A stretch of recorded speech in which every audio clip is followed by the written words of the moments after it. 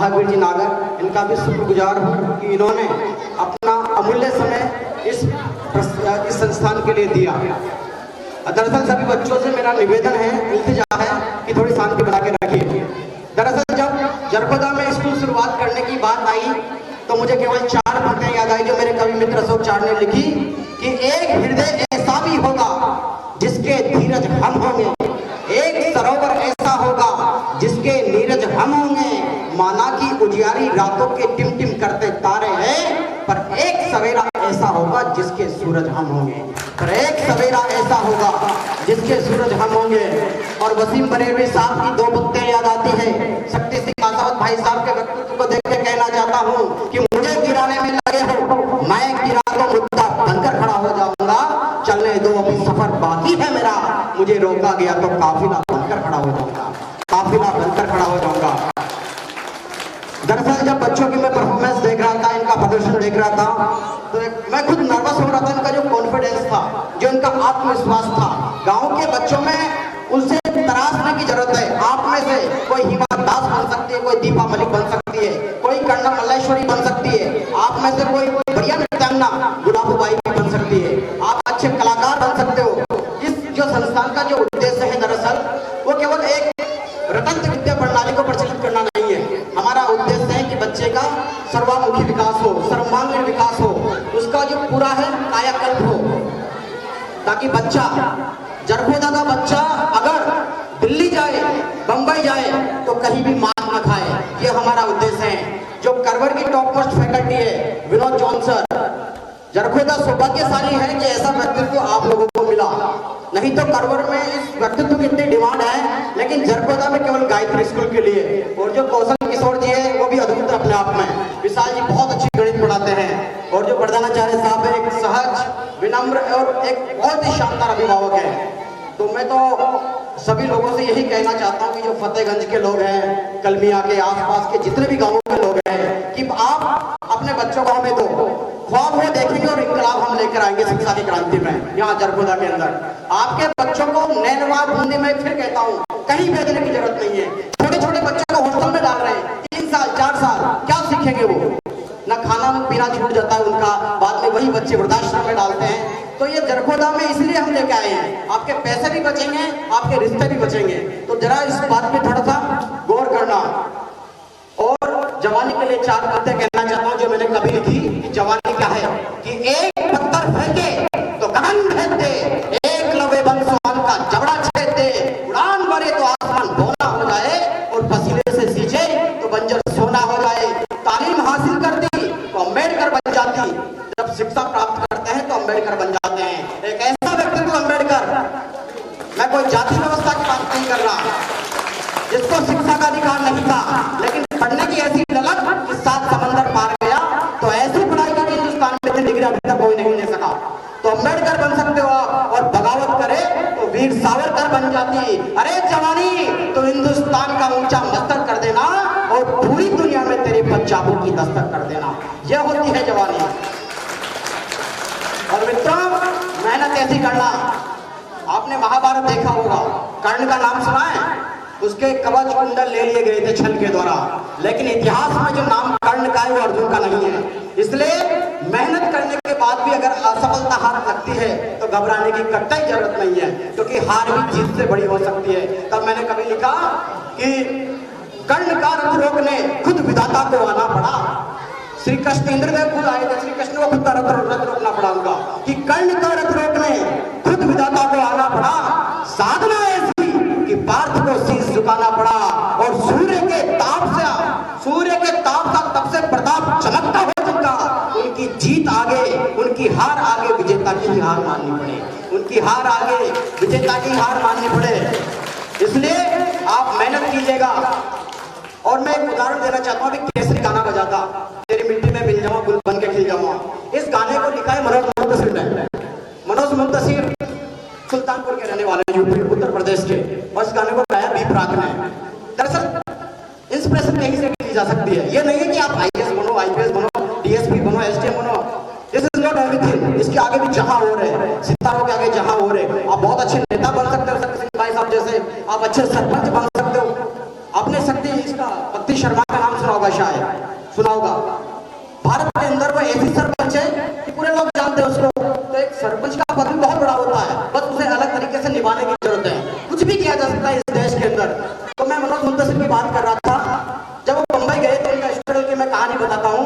वो व्यक्ति सड़क पे सोया, उसे बॉलीवुड में कोई स्थान नहीं मिला गाने गाने के लिए। और एक बार जब वो कहीं रह रहे थे किसी व्यक्ति के पास, तो बता रहे थे कि ऐसी दुर्घटना होगी जिसे बयान नहीं किया सकता। लेकिन उस व्यक्ति ने संघर्ष किया और ऐसे गाने लिख दिए, तेरी मिट्टी लिख दिया, जो कि सदियों का गाना होगा। तेरी मिट्टी में मिल जावा, गुल बन के खिल जावा, बस इतनी सी है आरज़ू।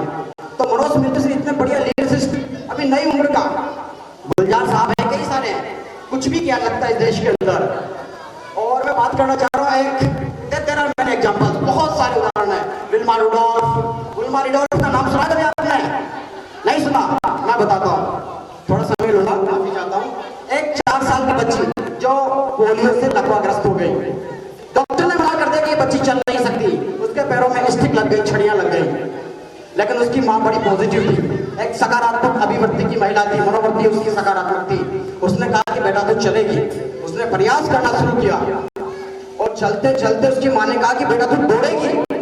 और विल्मा रुडोल्फ कभी गूगल पे सर्च करना, जो जिसके लिए डॉक्टर ने कहा था कि तू चल नहीं सकती, वह महिला चली और दौड़ी तो ऐसी दौड़ी कि 100 मीटर, 200 मीटर, 400 मीटर के अंदर ओलंपिक में गोल्ड मेडल लेके आती है। विल्मा रुडोल्फ कहते हैं उसे। इतने सारे एग्जाम्पल है। देखो मेरा बोलने का पैसा है, मोटिवेशनल स्पीकर के तौर पे काम करता हूँ। उमुल खैर एक लड़की अलवर के रहने वाले, उसके पिताजी निजामुद्दीन में, दिल्ली में जगह पड़ती है जहाँ पे निजामुद्दीन स्टेशन है, वहाँ पे झुग्गी में छोड़ के आ जाते हैं क्योंकि गरीब होती है। उसके वहाँ पे एक ऑस्टियोपोरोसिस बीमारी हो जाती है।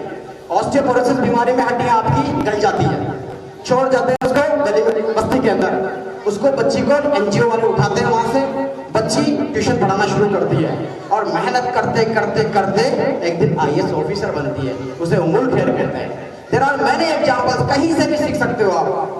आपके इर्द गिर्द किसी से भी प्रेरणा ले सकते हो, आपके माँ बाप से, आपके माँ बाप, आपकी दादा दादी से। जो संस्कार वो देंगे वो कहीं नहीं मिलेंगे। और इस मोबाइल की दुनिया से थोड़ा दूर हो जाइए। कभी शैलेश लोढ़ा ने कहा था कि सहजता थी, सादगी थी, बंदगी थी। जब फेसबुक व्हाट्सएप नहीं था ना, तब जिंदगी थी। तो थोड़ा इससे डिस्टेंस बनाइए और अभिभावक भी अपने बच्चों को मोबाइल से थोड़ा दूर रखे, क्योंकि इसने बचपन खत्म कर दिया है बच्चों का। ये आभासी दुनिया के अंदर बच्चों को इतना ले जाता है कि अपना जो मूल व्यक्तित्व वो खो जाता है। तो दोस्तों, मेरा सभी से यही निवेदन है कि जम के मेहनत कीजिए और अपने माँ बाप के सपनों को याद कीजिए। अभी मैंने लिखा कि किताबों से मन टूटे तो, मेहनत से तन टूटे तो, याद करना खेती करते हुए किसान को, धूप में मजदूर बने हुए पिता के अरमान को, याद करना माथे गिरती गहनों को, दुनिया के ताने सहने को। तुझ पे कर्जा बाकी है खेत और खलियान का, तुझ पे दाव लगा है मेहनत के सम्मान का। इसलिए पूरा गांव आपकी तरफ देखता है। गांव की काफी सारी महत्वाकांक्षा आप लोगों से जुड़ी हुई है। चल आप अपने परिवार का भला नहीं करोगे, जब आप शिक्षित होंगे तो अपने परिवार का, समाज का, पूरे जिले का, पूरे राजस्थान का और पूरे देश का नाम रोशन करोगे। इसलिए शिक्षा को पूरी तरीके से मैसर करना है। और गायत्री विद्या मंदिर के बारे में इतना शेयर कर देता हूँ सरपंच साहब को, सत्य सिंह जी को, कि यहाँ पर इस क्वालिटी की शिक्षा देंगे जो कि नैनो और बुद्ध प्रदान होगी। इसकी हम गारंटी देते हैं। हमारे पास हम केरल से भी शिक्षक रखेंगे यहाँ पर अगर जरूरत पड़ेगी तो। और एक तो शायरी और सुना दो आप लोगों को कि जो ऊंचाइयों को झांकता है वही आसमां को नापता है। जो ऊंचाइयों को झांकता है वही आसमां को नापता है। कि रोज टूटता हूँ फिर खड़ा हो जाता हूँ, इस कदर मेरी काबिलियत से बड़ा हो जाता हूँ, इस कदर मेरी काबिलियत से बड़ा हो जाता हूँ। और कभी नवाज देवबंदी ने लिखा था कि सफर में मुश्किल आए तो हिम्मत और बढ़ती है, कोई रास्ता रोके तो जरूरत और बढ़ती है। घट जाते हैं दाम अक्सर अगर बिकने में आए, ना किया इरादा बिकने का तो कीमत और बढ़ती है। तो कीमत और बढ़ती है कि उसूलों पे आ जाए तो टकराना जरूरी है। जिंदा नजर हो तो जिंदा नजर आना जरूरी है। नई उम्र की खुद मुख्तारियों को कौन समझाए, कहाँ से चलना है और कहाँ से बच के जाना जरूरी है। तो आप मेहनत कीजिए। हमें आप में टीना ढाबी दिखती है, हमें आप में किरण बेदी दिखती है। There are many examples. आप राजनीति के अंदर बस शुरुआत कीजिए, हम आपके साथ कदम से कदम मिला के चलेंगे। और गायत्री परिवार कौशल जी, विशाल जी और उनके पिताश्री सोजी लाल जी, रामदेव जी भाई साहब का बहुत बहुत स्वागत है। और उमल शंकर जी हमारे निवेदन पे यहाँ पधारे, इनका भी स्वागत है। आपका बहुत बहुत आभार। कविता में एक देशभक्ति कविता की 4-5 पंक्तियां सुना देता हूँ, जो नैनुआ में सुनाई थी। सन 2013 की घटना है, मेरा रस वही है, सुनेगा, थोड़े बच्चे शांति बनाए रखिए। सन 2013 की घटना है, हिंदुस्तान का लॉन्च नायक शहीद हेमराज के सर काट के पाकिस्तान वाले ले जाते हैं। वो पूंछ इलाके में तैनात होता है। जब माँ उससे फोन पे वार्तालाप करती है कि बेटा तू क्या कर रहा है सरहद पे, तो बेटा क्या जवाब देता है कि तनी हुई भटसंगी ने, मैं खड़ा हूं बर्फीली घाटी पर, मर के भी आज मांगे मैं भारत की माटी पर, कट्टारों को मुंह तोड़ जवाब दे रहा हूँ, गोली के बदले गोली से हिसाब दे रहा हूँ। मैं आज तिरंगा दुश्मन की छाती में गाड़ के आऊंगा, है माँ तेरी कसम, नहीं तो तिरंगे में लिपट कर आऊंगा, है माँ तेरी कसम, नहीं तो तिरंगे में लिपट कर आऊंगा। और जब वहां की फिजा कैसी है, माँ पूछती कि वहां का वातावरण कैसा है, तो बेटा क्या कहता है कि जमी हुई है गर्मी यहाँ, तनी हुई है सांसें, उबल रहा है रक्त हमारा, बने जो जान के प्यासे, जय काली जय दुर्गा का मंत्र फिजा में गूंज रहा, हिंदुस्तान जवानों आगे पूरा पाक जूझ रहा, हिंदुस्तान जवानों आगे पूरा पाक जूझ रहा। पूरी कविता फिर कभी कवि सम्मेलन में सुनाएंगे। बहुत बहुत धन्यवाद, बहुत बहुत आभार, थैंक यू।